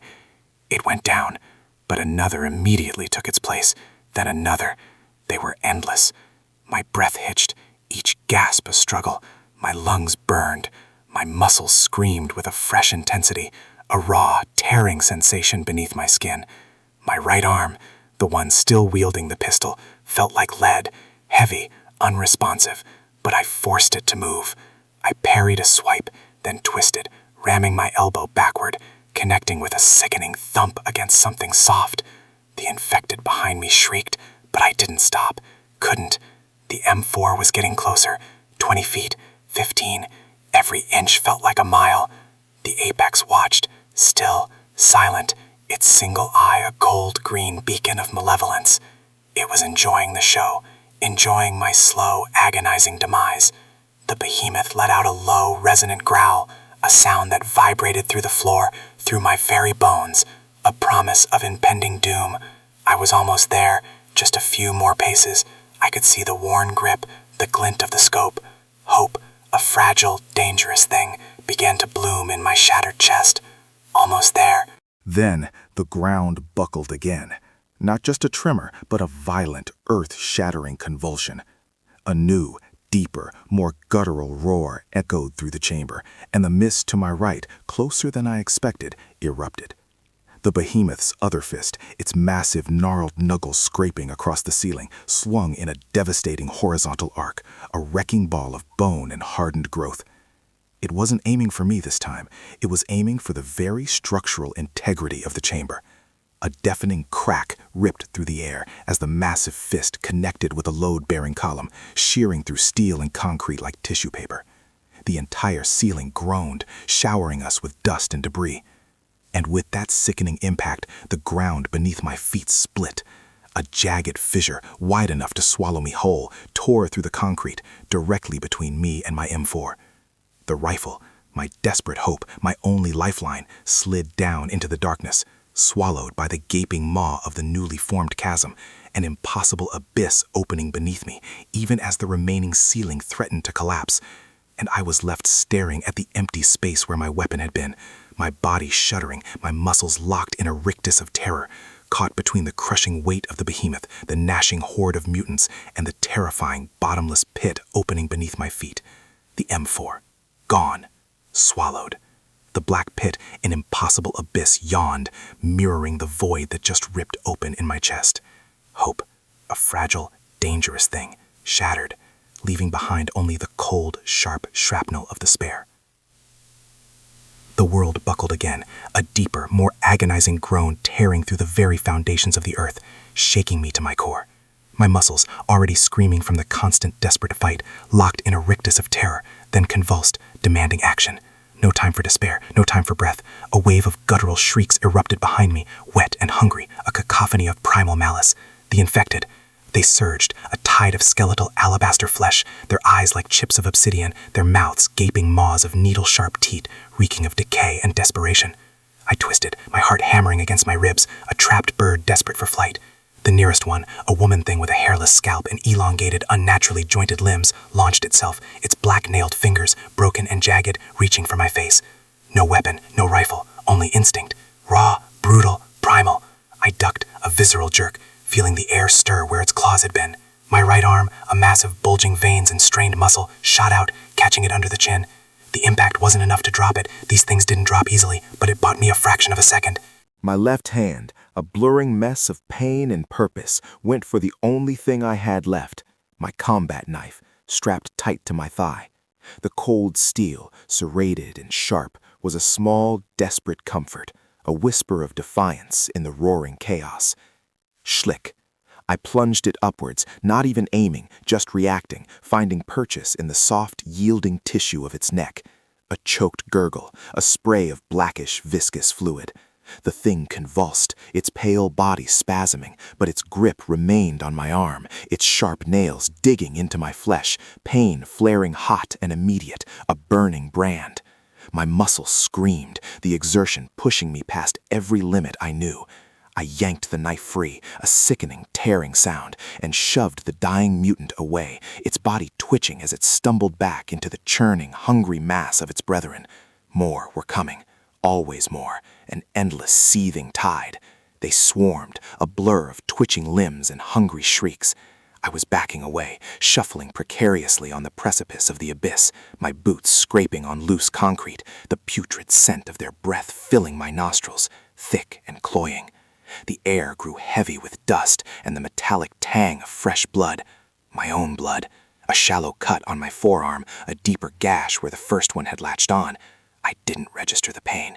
Not yet. Not fully. My eyes, burning from sweat and grit, darted around the collapsing chamber.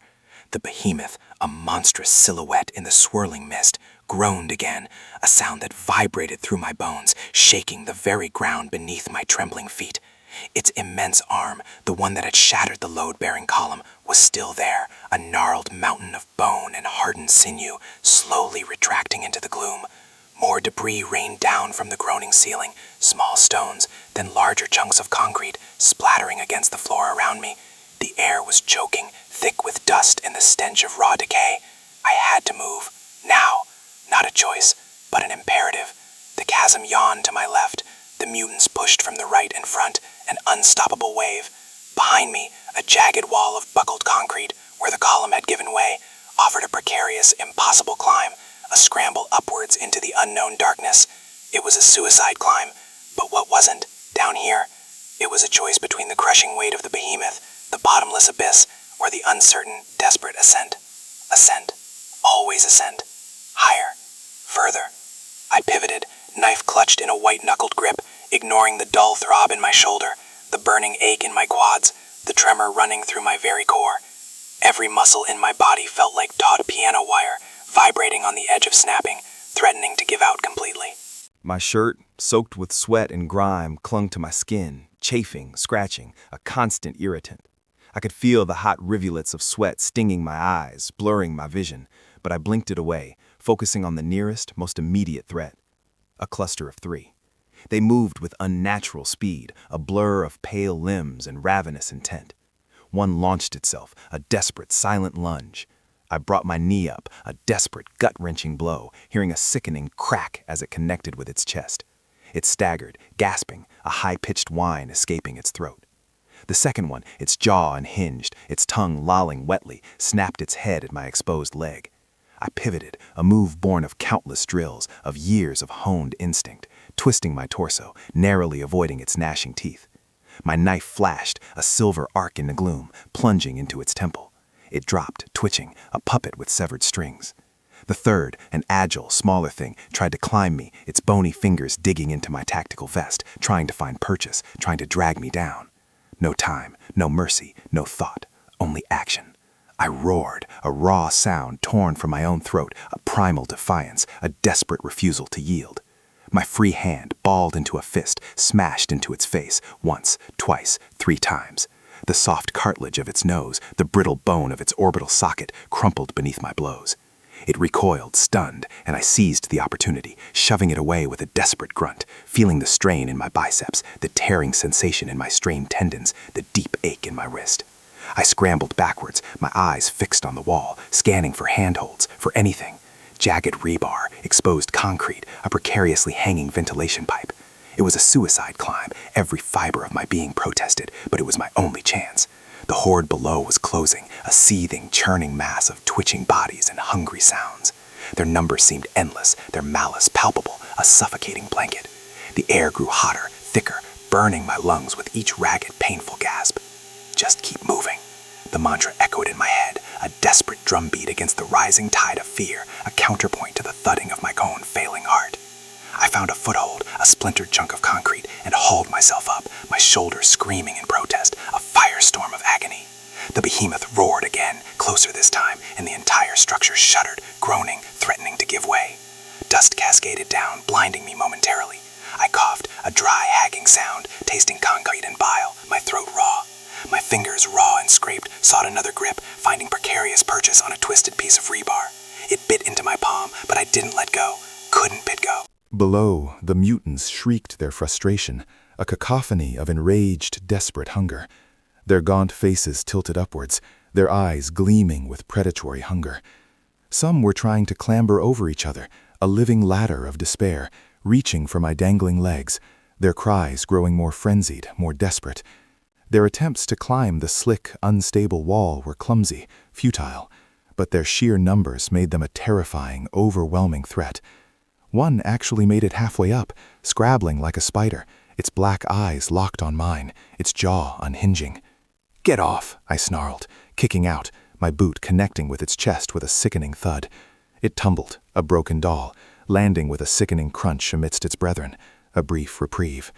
My muscles were burning, a deep, infernal fire. My forearms felt like lead, my grip weakening, each finger protesting. Every sinew in my body was screaming for release, for rest, for death. Sweat, a stinging river, streamed down my face, blurring my vision, mixing with the dust and grime. I could feel my pulse hammering in my temples, a frantic drumbeat against the cacophony of groans and shrieks. I pulled myself higher, hand over agonizing hand, a painful, agonizing crawl upwards. The ventilation pipe I'd targeted seemed impossibly far, impossibly high, gleaming dully in the shifting gloom. Concrete fragments cracked beneath my weight, showering down on the eager mutants below, sending them into a renewed frenzy. I had to be careful. One wrong move, one loosened chunk of debris, and I'd be back in their ravenous grasp, swallowed whole. A new sound, deeper than the behemoth's roar, a heavy, rhythmic thum, thum, thum. It wasn't the behemoth. It was coming from deeper within the crumbling structure, a resonant, monstrous heartbeat thrumming beneath the earth. It vibrated through the rock, through my very bones, a chilling counterpoint to the chaos, a new, unsettling dread. What now? I didn't have time to process it, to understand. Just climb, just survive. My fingers, numb with cold and exertion, finally reached the pipe. It was old, corroded, but held firm. I hauled myself onto it, my body screaming in agony, every muscle protesting, my chest heaving, gasping for air. I lay draped over it for a moment, gasping, trying to suck air into my burning lungs. The metallic tang of fear and blood was overpowering, thick and nauseating. I could feel the heat radiating from the pipe, a strange warmth against my chilled, sweat-soaked skin.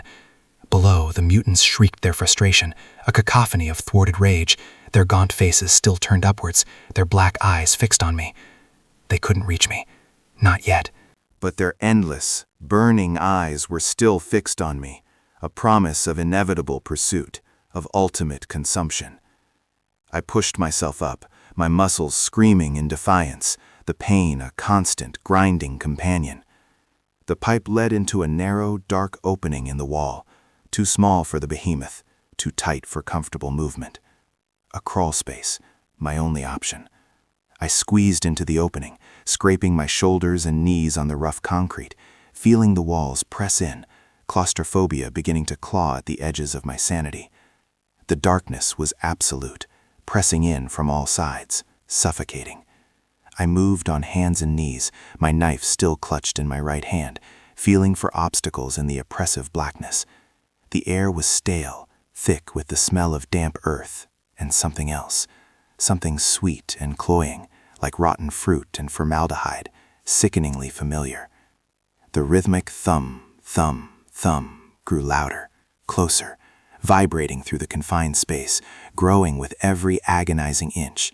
It wasn't just a sound. It was a physical force, a deep resonance that rattled my teeth, that vibrated through my very core.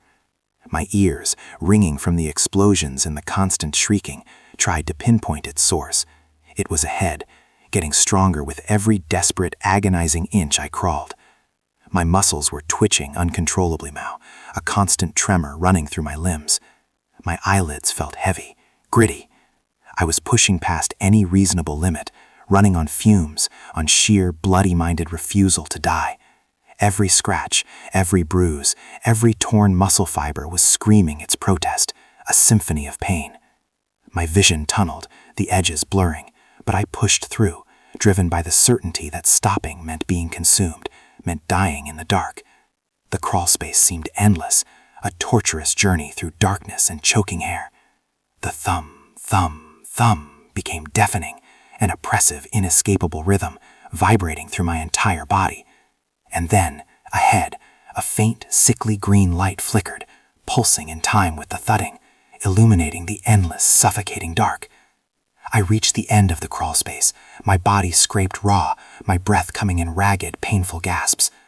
I pushed through a final, narrow gap and tumbled out into a new chamber, collapsing onto the damp, slick ground. This one was different, vast, cavernous. The air here was heavy, humid, cloying, like a stagnant breath. And the light, the sickly green glow, was emanating from the source of the incessant thudding. It was a column, not concrete, but organic, pulsating, towering, reaching high into the unseen ceiling of this new, terrifying space.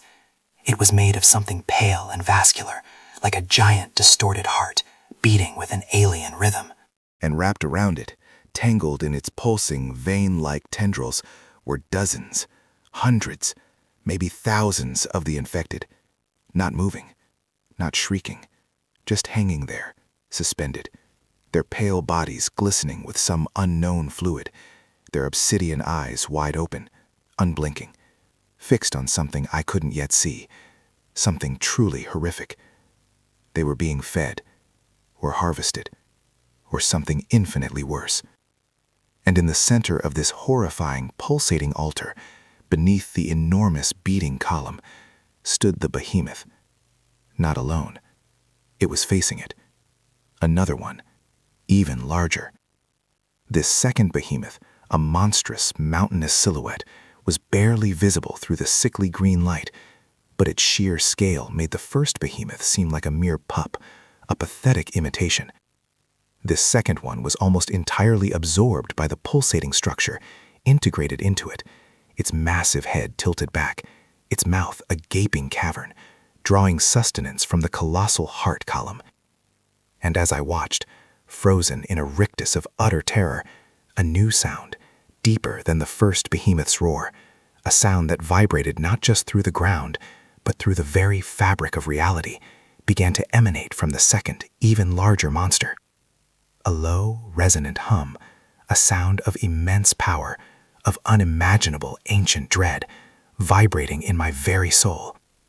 And then, a new set of eyes, massive, liquid black, impossibly deep, slowly opened on its face, glowing with a malevolent, ancient intelligence. They turned, slowly, deliberately, to fix on my exact position, even in the perpetual twilight of that sickening green light. They were impossibly old, impossibly malevolent. It had heard me, it had felt me, and it was waking up. The very air curdled. It had seen me, felt me, known me. The thought was a spear of ice through my already overtaxed heart, freezing every nerve, every muscle, every instinct. My breath caught, a ragged, insufficient gasp in a throat suddenly gone sandpaper dry. The colossal, liquid black eyes, ancient beyond comprehension, impossibly deep, didn't just look at me. They looked through me, into the very marrow of my bones, into the fragile spark of my consciousness. They were an abyss, reflecting not light, but the sum total of all forgotten horrors, all civilizations swallowed by the void. The low, resonant hum emanating from the second behemoth intensified, vibrating through the ground, up my boots, through my skeletal structure, rattling my teeth, loosening my fillings. It wasn't just sound, it was a physical force, a frequency of dread that seemed to bypass my ears and directly attack my brainstem, threatening to unthread my very being. My vision blurred at the edges, not from tears or sweat, but from the sheer, overwhelming pressure of its presence, warping the already sickening green light into something viscous and hallucinatory. Nausea surged, a hot wave that threatened to empty my stomach, but I choked it back, clamped my jaw shut so hard my molars ached. The entire abyssal chamber responded. The enormous, pulsating column, which had been merely grotesque, now seemed to beat with a frenzied, desperate rhythm, its fleshy mass contracting and expanding with agonizing slowness, like a dying leviathan's heart. Tendrils that seemed to be part of its own organic architecture snapped and writhed, showering the floor with sticky, phosphorescent ichor. The air grew heavy, thick with the scent of ozone, decay, and something else, something metallic and sickly sweet, like rust mixed with 1,000 open wounds. The first behemoth, previously the apex of terror, now seemed agitated, its multi-jointed limbs twitching, its own obsidian eyes darting nervously towards its larger kin, a beast suddenly reduced to the status of a startled animal in the shadow of something truly primordial. And then, the infected, the pale mutants, previously focused on their ghastly ritual, stirred in mass. The hum, the awakening, was their clarion call. 1,000 distorted faces, their mouths agape in silent, grotesque screams, turned towards me, their obsidian eyes, unblinking and devoid of humanity, locked on my position. A low, guttural groan, a collective sound of ravenous hunger and awakened obedience, ripped through the chamber. They surged. There was no time for fear, only reaction. My rifle, previously a heavy extension of my arm, felt impossibly light for a split second, then impossibly heavy as I brought it up. The M4 barked, a desperate, defiant retort against the overwhelming tide. Triple tap, headshot, another. The rounds punched through skull, scattering bone fragments and gray matter like macabre confetti. But for every one that crumpled, 3 more took its place. They moved with a lurching, broken gait, but their numbers were infinite, their hunger absolute. "Move, move, move!" I screamed, the sound lost in the growing cacophony of their guttural cries and the deep, throbbing hum. My muscles, already screaming from days of relentless combat, protesting every lunge, every pivot, every trigger pull, ignited in a fresh inferno of agony. Veins bulged in my neck, corded and prominent, threatening to burst as I pushed my failing body beyond any limit known to man. Sweat, thick and cold, stung my eyes, blurring my vision with a salty film. I wiped it away with the back of a gloved hand, the motion a wasted fraction of a second, just enough for a gaunt, clawed hand to swipe at my face, tearing a searing line across my cheekbone. Blood. My own. The metallic tang mixed with the pervasive stench of the chamber, intensifying the nauseating assault on my senses. I lashed out with the buttstock, shattering a jaw, then pivoted, the blade of my combat knife a blur as it found a throat, then another. The close quarters combat was brutal, primal.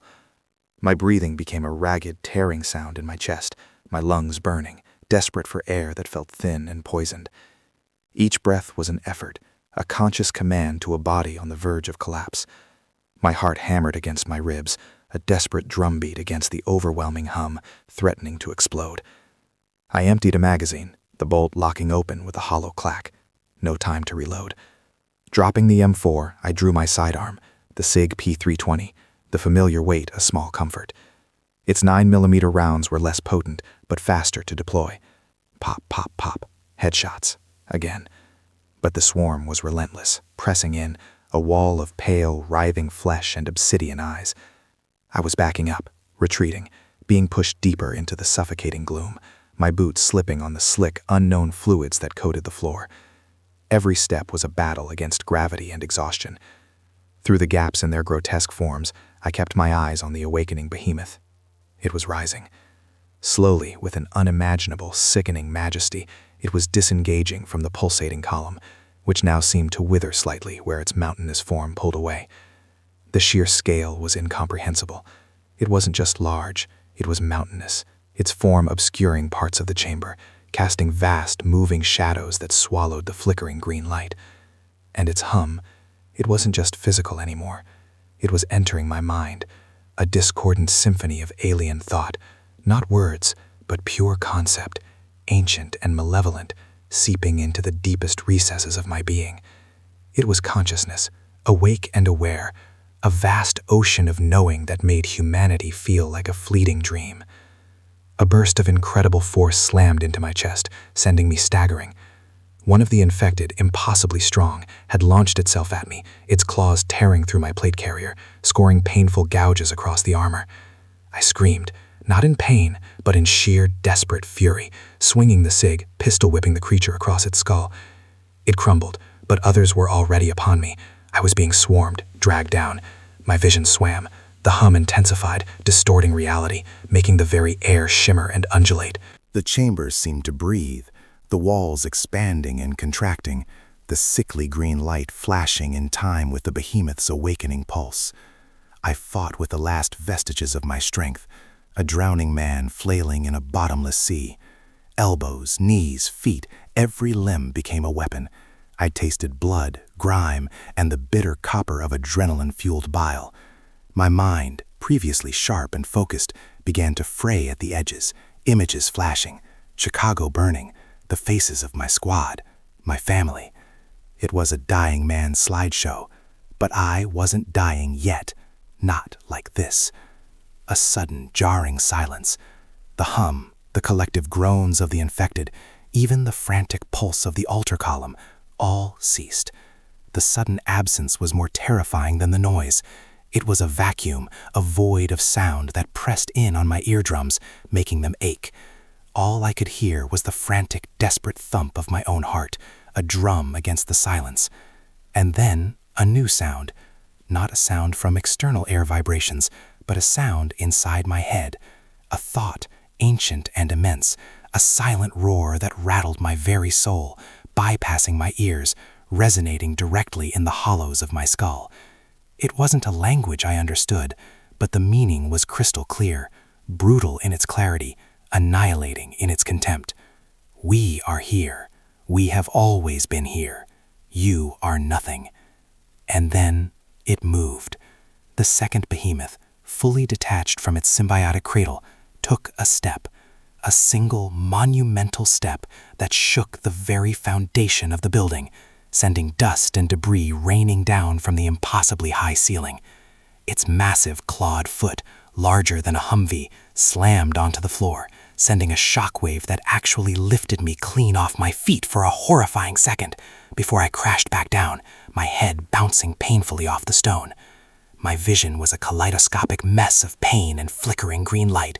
My ears rang with the echo of that voiceless thought. The infected, who had been momentarily frozen by the behemoth's movement, surged again, closer now, their faces mere inches from mine, their breath foul and moist. I was on my knees, my body broken, my spirit frayed to a single desperate thread. And then the behemoth lowered its gargantuan head, its obsidian eyes, now fully open and radiating an unimaginable malevolence, focused on me. Not just on my body, but on that spark, that fragile flicker of defiance still burning within me. It raised one of its immense, multi-jointed arms, the claws at its end like the girders of a skyscraper, slowly, deliberately, towards me. The ancient, silent voice echoed in my mind once more, this time filled with a horrifying, playful curiosity. You persist. How quaint. The giant claws descended, slowly, inexorably, towards my broken form. I could do nothing but watch, my eyes wide, filled with the impossible terror of an end far worse than death, an end that promised only oblivion and an eternal cosmic insignificance. My last thought, before the shadow swallowed me whole, before the monstrous, unseen entity reached its decision, was not of rescue, not of escape, but of the silent, undeniable truth. Chicago was merely the first course. And humanity? Humanity was next. The real awakening had only just begun.